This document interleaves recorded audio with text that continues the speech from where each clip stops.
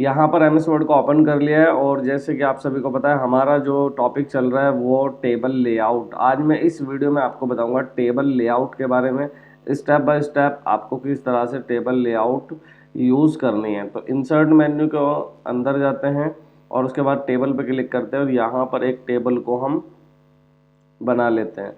बनाने के बाद में ये पूरी मेन्यू जो टेबल डिज़ाइन थी मैंने आपको स्टेप बाय स्टेप बिल्कुल क्लियर करा दी थी। उसके बाद में आज हम बात करेंगे लेआउट मेन्यू की। ठीक है, तो लेआउट मेन्यू के बारे में मैं आपको बताऊंगा। सबसे पहले तो हम यहाँ पर टेबल बना लेते हैं, जैसे कि नेम, क्लास, वही हाफ टेबल बनाएंगे और उसके बाद में रोल नंबर और यहाँ आपका एड्रेस हो गया। ठीक है, और यहाँ नाम में आप कोई भी नाम डाल लेना, जैसे कि अमन, और अमन के बाद में अयान, अयान के बाद यहाँ डाल देते हैं रिहान, और यहाँ डाल देते हैं हम शेखर, और उसके बाद में हम डाल देते हैं मोहित, और नीचे सोहित। ठीक है जी, और लास्ट में डाल देते हैं रोहित। और यहाँ आप क्लास फिल कर लेंगे, जैसे कि 10th, और 10th के बाद में आपने यहाँ 11th और 12th, वापस अगेन 10th, आप यहाँ पर 10th को फिल कर लेंगे जैसे कि, और उसके बाद में 11th और नेक्स्ट 12th, और यहाँ 9th डाल देते हैं इस तरह से। तो रोल नंबर आप यहाँ पर मान लीजिए 4 4, उसके बाद में 4 3 और 2 3 1 2 2 1, जो भी आप रोल नंबर रखना चाहें आप अपने हिसाब से रख सकते हैं। एड्रेस भी आप फिल कर लेना। ठीक है, अभी तक इतना ही काफ़ी है, इतने से हमारा जो वर्क है वो हो जाएगा, कोई प्रॉब्लम नहीं है। फर्स्ट ऑप्शन यहाँ पर है आपका सेलेक्ट। अब सेलेक्ट जैसे कि मैंने आपको एमएस वर्ड में होम मेन्यू में भी समझाया था, लेकिन यहाँ पर थोड़ा सा अलग है, ज़्यादा नहीं है, बस थोड़ा सा। फर्स्ट में ऑप्शन है सेलेक्ट सेल। तो देखो सेलेक्ट सेल आप यहाँ पर क्लिक कर लीजिए। फर्स्ट में आपने नेम पर क्लिक कर लिया, मैं थोड़ा सा आपको जूम करके दिखा देता हूँ। यहाँ पर आपने फर्स्ट में क्लिक किया, उसके बाद में आपने यहाँ जा करके फर्स्ट सेल, तो जैसे कि सेल सेलेक्ट, तो यहाँ हमारा जो पहला ऑप्शन था सेल सेलेक्ट या सेलेक्ट सेल, आप जो भी पढ़ना चाहें पढ़ सकते हैं। तो सेल को सेलेक्ट करना। अब सेल को हम यहाँ इस तरह से भी तो अपने माउस को रख के ड्रैग करके भी तो सेलेक्ट कर सकते हैं। ये भी तो हमारा सेल सेलेक्ट हुआ यहाँ पर। तो अब ये देखो इस तरह से भी हम एक से ज़्यादा सेल को सेलेक्ट कर सकते हैं, लेकिन यहाँ इन्होंने एक ऑप्शन दे रखा है सेलेक्ट सेल। तो जहाँ भी हमारा क्लिक होगा और मैं क्लिक करूँगा तो सेल वहाँ पर सेलेक्ट हो जाएगी। उसके बाद में सेकंड ऑप्शन है यहाँ पर सेलेक्ट कॉलम। मान लीजिए आपको ये पूरी की पूरी कॉलम जो है वो सेलेक्ट करनी है, ये पूरी कॉलम, तो आप जाएंगे सिंपल और उसके बाद सेलेक्ट कॉलम पे जैसे ही क्लिक करेंगे तो यहाँ पर जो आपका कॉलम है वो सेलेक्ट हो जाएगा।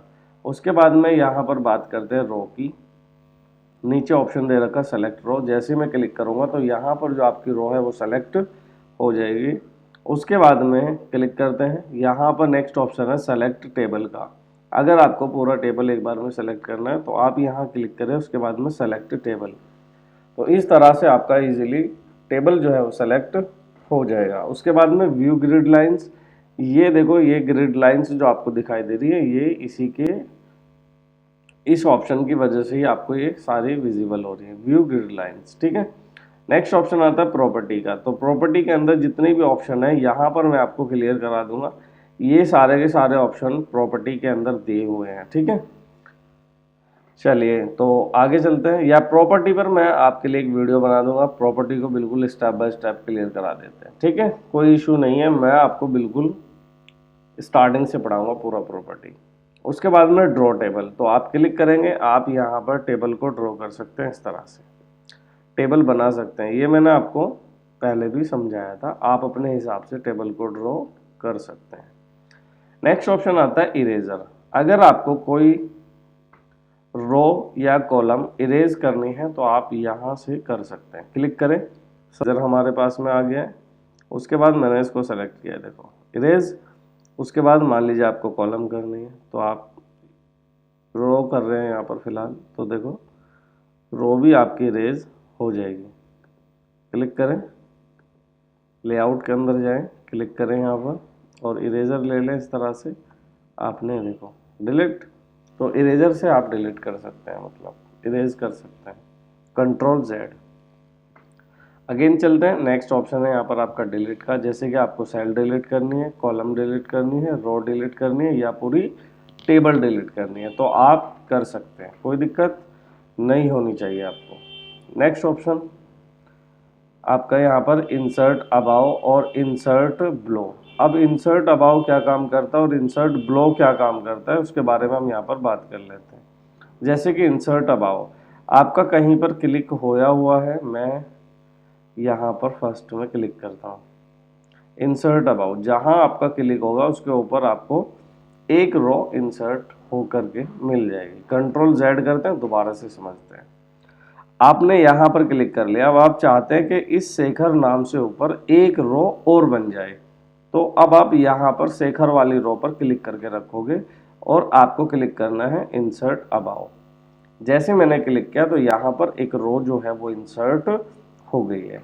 अब हम यहाँ पर बात करते हैं कि सोहित के बाद में, इस बार बाद में अगर मुझे एक रो चाहिए तो मैं यहाँ पर ब्लो पर क्लिक करूंगा, इंसर्ट ब्लो, तो अब देखो सोहित के बाद में एक रो जो है वो इंसर्ट हो गई है।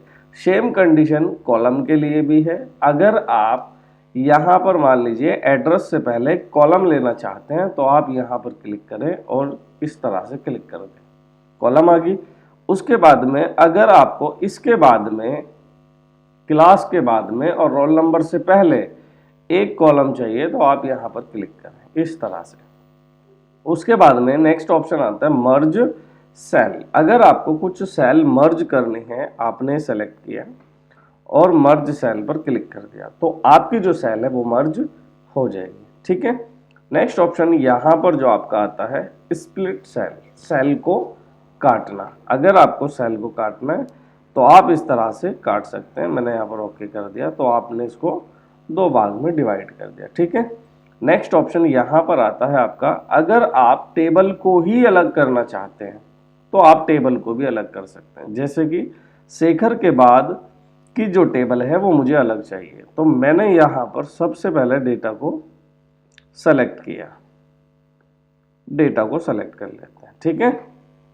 और उसके बाद चलो पहले ये नीचे की तरफ मैं इसको कंट्रोल जेड कर लेता हूँ इस तरह से। अब आपको क्या करना है, या तो क्लिक करके रखो, क्लिक करने से भी हो जाएगा, कोई इशू नहीं है। आप यहाँ पर क्लिक करके रखें और उसके बाद क्लिक कर दें। तो जैसे आपने क्लिक किया ये अब आपका दो कॉलम में डिवाइड हो गया है, क्लियर। नेक्स्ट वापस आते हैं, क्लिक करते हैं और ऑटो फिट, जैसे कि आपको अपना जो डेटा है वो ऑटो फिट करना है इस तरह से, तो आप इसमें कर सकते हैं। पहला ऑप्शन है ऑटो फिट कंटेंट, मतलब जितना आपका कंटेंट आता रहेगा उतना ये ऑटोमेटिक चलता रहेगा। उसके बाद है ऑटो फिट विंडो, जैसे आप क्लिक करोगे ये फुल स्क्रीन में आपको दिखाई देगा। उसके बाद में जैसे क्लिक करेंगे फिक्स कॉलम विथ, अगर आप कॉलम की जो विथ है उसको फिक्स करना चाहते हैं तो आप कर सकते हैं, ठीक है। कि जैसे कि अब इसकी इतनी है और मैं इसके अंदर डेटा लिखूं और लिखने के बाद में ये डेटा, ये कॉलम जो है वो ज़्यादा ना बड़ी हो, ठीक है, नॉर्मल सी रहे, जितनी है उतनी डेटा भले ही बाहर पहुंच जाए, ठीक है, या नीचे की तरफ आ जाए, लेकिन इसकी जो विथ है वो नहीं बढ़ेगी। नेक्स्ट ऑप्शन, आप किसी भी कॉलम की, आप यहाँ से जैसे कि हाइट, तो आप यहाँ पर क्लिक करें, देखो हाइट इस तरह से बढ़ रही है। विथ बढ़ानी है तो आप इसकी विथ को भी इस तरह से बढ़ा सकते हैं, डायरेक्ट वैल्यू भी दे सकते हैं इस तरह से, आप देख सकते हैं ये बढ़ी, ठीक है। तो आप जिस पर भी आपका क्लिक रहेगा हाइट और विथ चेंज उसी की होगी, एक्स्ट्रा किसी और की नहीं होगी। कंट्रोल जेड कर देते हैं इस तरह से, ठीक है। उसके बाद में यहाँ पर ऑप्शन है आपका डिस्ट्रीब्यूट रो और डिस्ट्रीब्यूट कॉलम। आप यहाँ से कॉलम की हाइट और विथ को इस तरह से ड्रैग करके बड़ी या छोटी कर सकते हैं, वहाँ से भी कर सकते हो और आप यहाँ से भी कर सकते हो, कोई प्रॉब्लम। चलिए नेक्स्ट आगे चलते हैं। उसके बाद में आपकी अलाइनमेंट आ जाती है जो आपको एक्सेल में भी कराई होंगी, चलो अभी तो हमारा एक्सेल चैप्टर चला ही नहीं है, तो मैं आपको यहीं पर बता देता हूँ। सबसे पहले हम किसी भी रो की जो है वो हाइट को कम ज़्यादा कर लेते हैं, ठीक है। यहाँ पर आपने फर्स्ट में क्लिक किया, उसके बाद अलाइनमेंट में कुछ ऐसा नहीं है। अभी देखो ये लेफ्ट में है, टॉप पर है, आपने टॉप सेंटर पे क्लिक कर दिया, आपने टॉप राइट पर क्लिक कर दिया, आपने बॉटम में क्लिक करा लेफ्ट में, आपने बिल्कुल सेंटर में क्लिक कर दिया और आपने राइट में क्लिक कर दिया मिड में। आपने यहाँ पर बॉटम में लेफ्ट में क्लिक कर दिया, सेंटर में और आपका राइट में। इस तरह से आप अपने डेटा को, अपने नाम को इन डायरेक्शन में लेकर के जा सकते हैं, ठीक है। उसके बाद में नेक्स्ट ऑप्शन है, क्लिक करें, आप इसकी टेक्स्ट की डायरेक्शन को चेंज कर सकते हैं। इस तरह से आपको समझ में आ गया होगा। उसके बाद में नेक्स्ट ऑप्शन जो है यहाँ पर आपका सेल मार्जिन। अगर आप सेल में मार्जिन देना चाहते हो, अभी देखो ये इससे अटैच हो रहा है, बिल्कुल यहाँ पर भी 0। मार्जिन कहते हैं वाइट स्पेस को। आपने यहाँ पर क्लिक कर दिया, अब आप कितना मार्जिन देना चाहते हैं, टॉप से आपने इतना, बॉटम से आपने इतना, थोड़ा थोड़ा कर लेते हैं फिलहाल, जिससे कि हमें एक अंदाज़ा हो जाए। क्लिक करते हैं, अब आप देख सकते हैं ऑटोमेटिक इसमें यहाँ पर ये वाइट स्पेस बढ़ गया है, इंक्रीज हो गया है। नेक्स्ट ऑप्शन है यहाँ पर आपका शॉर्ट। अब शॉर्ट में क्या होता है, असेंडिंग डिसेंडिंग, यानी कि 1 to 10 असेंडिंग और 10 to 1 descending. A to Z आपका असेंडिंग और Z to A आपका डिसेंडिंग, ठीक है। ये मैंने आपको पहले भी बताया था, तो आप असेंडिंग और डिसेंडिंग कर सकते हैं। नेक्स्ट ऑप्शन क्या आता है यहाँ पर आपका रिपीट हेडर रो। अगर आप हर टेबल पर एक ही रो को रिपीट करना चाहते हैं तो आप कर सकते हैं, ठीक है। ये कुछ वर्क है जो मैं आप पे छोड़ रहा हूँ, आप खुद से ट्राई करें, आपको समझ में आ जाएगा। नेक्स्ट ऑप्शन यहाँ पर आपका जो दिया है कन्वर्ट टू टेक्स्ट, मतलब अपनी टेबल को आप टेक्स्ट में कन्वर्ट कर सकते हैं। कैसे करेंगे, चलिए बिल्कुल जानते हैं। कंट्रोल Z मैंने इसको कर लिया है वापस से इस तरह से, ताकि हमें इजीली बात समझ में आ जाए, ठीक है। अब यहाँ हमारा जो ये टेबल का डेटा है, हम इस डेटा को टेक्स्ट में कैसे कन्वर्ट करेंगे, तो उसके लिए जानते हैं। सबसे पहले आपने डेटा को सेलेक्ट करना है, आपने डेटा को सेलेक्ट कर लिया। उसके बाद आप यहाँ पर क्लिक करें और ये कह रहा है कि पैराग्राफ की फॉर्म में, टैब की फॉर्म में जैसा है, सिर्फ बॉर्डर हट जाए, कॉलम की फॉर्म में या अदर। फिलहाल टैब को ओके करके बाय डिफ़ॉल्ट है और इसको ओके कर लेते हैं। इस तरह से अब आपका जो डेटा है वो कन्वर्ट हो गया है, समझ आ रहा है। मैं इसको कंट्रोल Z कर देता हूँ। नेक्स्ट ऑप्शन जो है क्लिक करते हैं, इसी के अंदर कॉमा में, अगर आप चाहते हैं आपका डेटा कॉमाज में कन्वर्ट हो जाए तो आप इसको भी कर सकते हैं। ओके, देखो इस तरह से अब आपके डेटा में कॉमा आना शुरू हो गया। तो ये आप यूज़ कर लेना, बड़ा इंटरेस्टेड है किस तरह से होगा। वापस आ जाते हैं, नेक्स्ट ऑप्शन है आपके फॉर्मूला। ये फॉर्मूले मैं आपको बिल्कुल स्टेप बाय स्टेप सिखाऊंगा, बाकी अगर आप इसमें फॉर्मूला ऐड करना चाहते हैं तो कर सकते हैं। चलिए करके देखते हैं। यहाँ पर आपने सबसे पहले क्लिक किया और यहाँ क्लिक करते हैं इक्वल टू सम लेफ्ट और ओके कर दो। तो यहाँ पर ये जो दोनों डेटा था ये ऑटोमेटिक प्लस हो गया है। प्लस होने के बाद में आपके पास में वैल्यू ये आई है, क्लियर। तो ये आप सभी में लगा सकते हैं। आपने यहाँ पर क्लिक किया, उसके बाद फॉर्मूले पे जाइए और उसके बाद आप इक्वल टू, ये अबाउ कह रहा है तो आपको अबाउ को हटाना है और यहाँ पर करना है सम लेफ्ट। इस तरह से आपको वैल्यू लिखनी है और ओके करना है। तो अब यहाँ पर आप देख सकते हैं, यहाँ पर जो हमारा 12 और 23 जैसे हम प्लस करेंगे वो 35 में कन्वर्ट हो जाएगा।